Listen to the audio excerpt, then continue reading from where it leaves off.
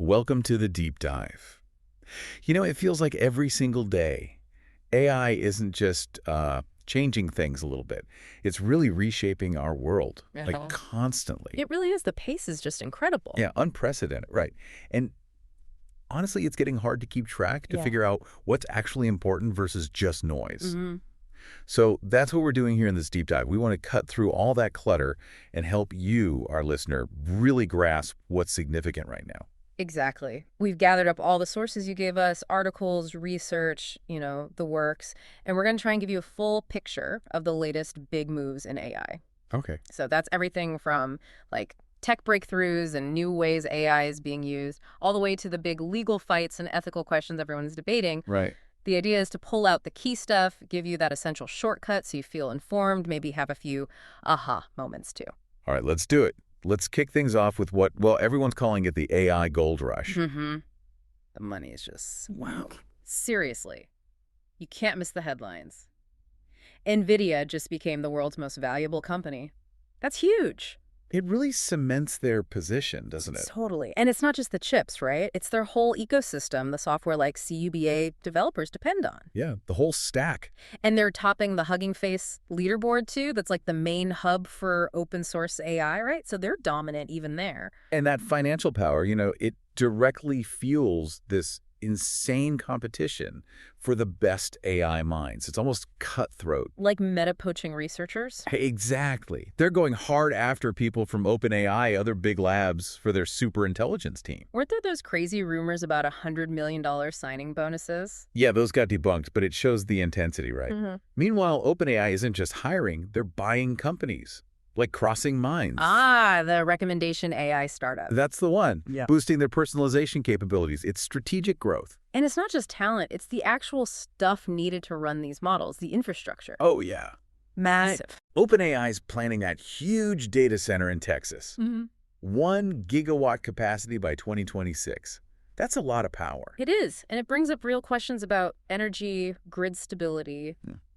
Can we actually support all this? Definitely something to watch. Yeah. And get this, OpenAI is also apparently shifting some ChatGPT work off Microsoft and NVIDIA onto Google's AI chips. Whoa, really? That's interesting. Yeah, seems like a big strategic move. Could really shake up the chip market. For sure. But, it's not just the giants like NVIDIA and OpenAI making waves economically. Right, there's more to it. Yeah, like Replit hitting over $100 million in annual revenue shows there's space for others.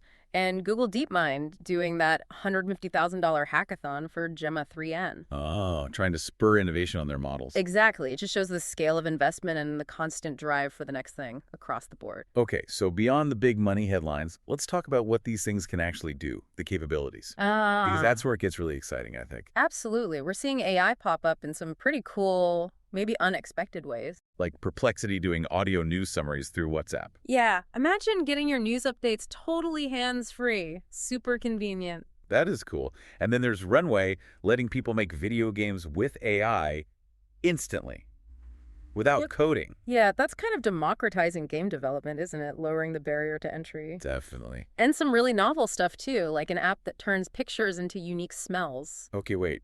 Pictures into fragrances. Apparently. Shows these weird creative intersections AI is finding. Wow. Okay. What about for developers? Any new tools making life easier? Oh, yeah. Google's got an open source Gemini CLI for generating code, debugging. Then Inception Labs launched Mercury for really fast code generation. And Warp 2.0. That sounds interesting. Agentic development environment. Right. It's like an AI coding assistant that tries to anticipate what you need, competing directly with Gemini CLI, pushing that whole area forward. Okay, so tools are getting smarter. But what about the really critical areas?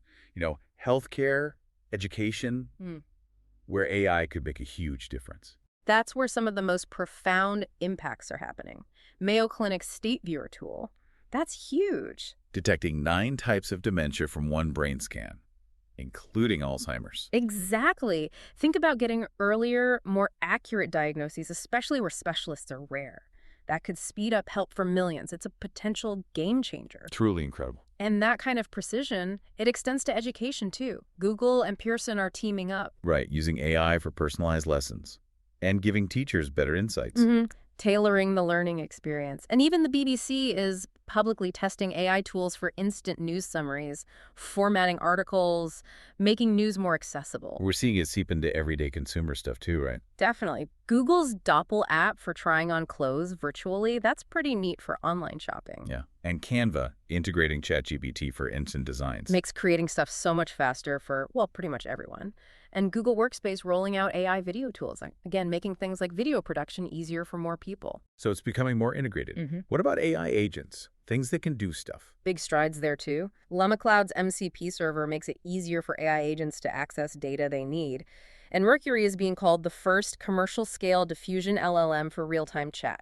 Faster, more efficient conversations. And VLAs? Vision language action models? Yeah, that's enabling humanoid robots to actually see the world, understand commands, and then act on them, physically interact. Like pick up that block. Potentially, yeah. Much more complex tasks, too. And speaking of interacting, Google's replacing Assistant with Gemini AI soon, July 7th. Wow, that's a big shift. It is, and they're emphasizing user control over data collection as AI becomes more central. Important point. And with AI becoming so common, what about kids? Are there safe options emerging? Yes, thankfully. We're seeing tools like Bud AI and Future Minds in Africa focusing specifically on child safety, creativity, with parental controls built in. That's crucial.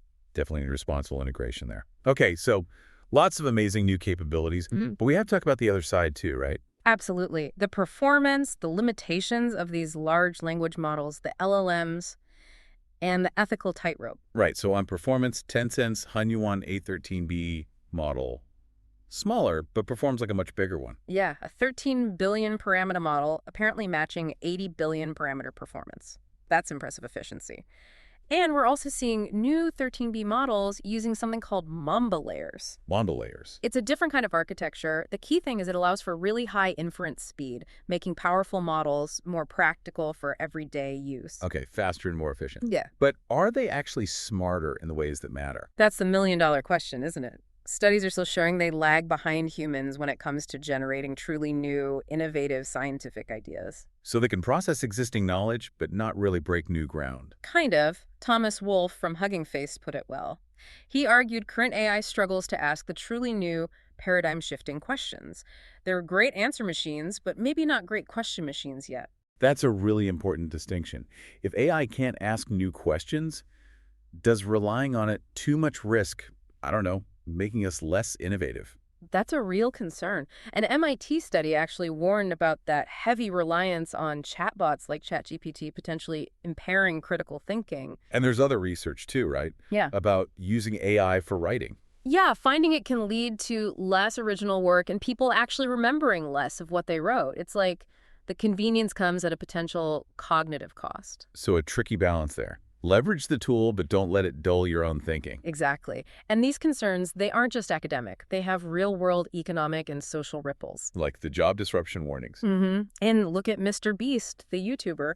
He scrapped his AI thumbnail tool because creators pushed back. Right. And he told people to hire human designers instead. That sparked a whole debate. It really highlights the tension between automation and the value people place on human creativity and jobs.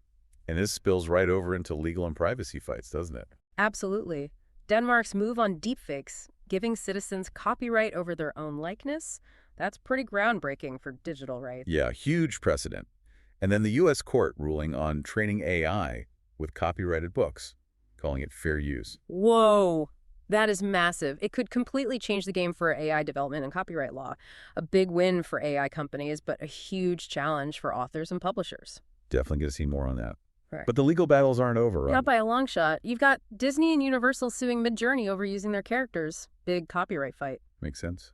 And privacy concerns. Yeah. Germany pushing to ban DeepSeek. Yeah, worries about data privacy, illegal data transfers to China.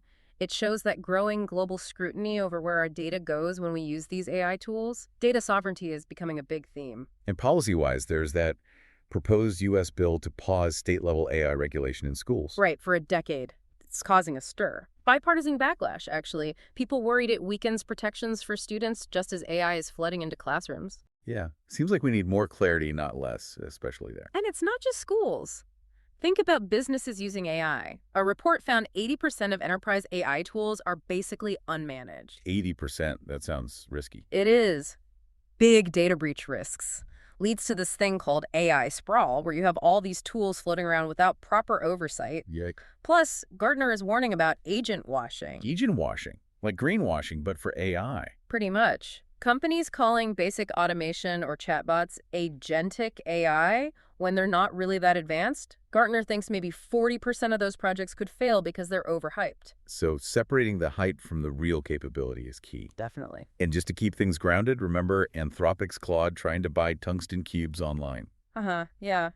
A good reminder that even sophisticated AI can be, well, unpredictable and sometimes just plain weird. Adds a human element almost. Exactly. So, okay, looking beyond the immediate stuff, what about emerging frontiers? How are things changing longer term? Well, one interesting shift is how people are using chatbots. It's not just tech support or coding anymore. Right, you mentioned that. Personal finance, entertainment. Yeah, education, just everyday questions. It shows AI is really becoming more of a mainstream general assistant for life. And what about the crypto connection? Decentralized apps?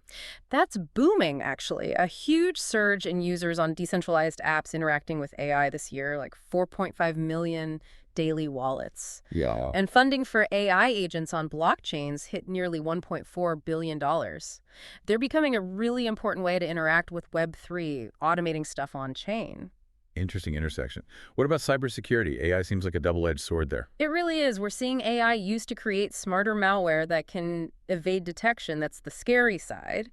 But on the positive side, an AI bug hunter actually outperformed humans on HackerOne, finding vulnerabilities automatically. Okay, so AI fighting AI, potentially. Could be part of it. And we're seeing practical defense tools, too, like LG Plus using AI to stop those annoying voice phishing scams. That's a good application. And all these developments, naturally, are pushing countries to work together on rules.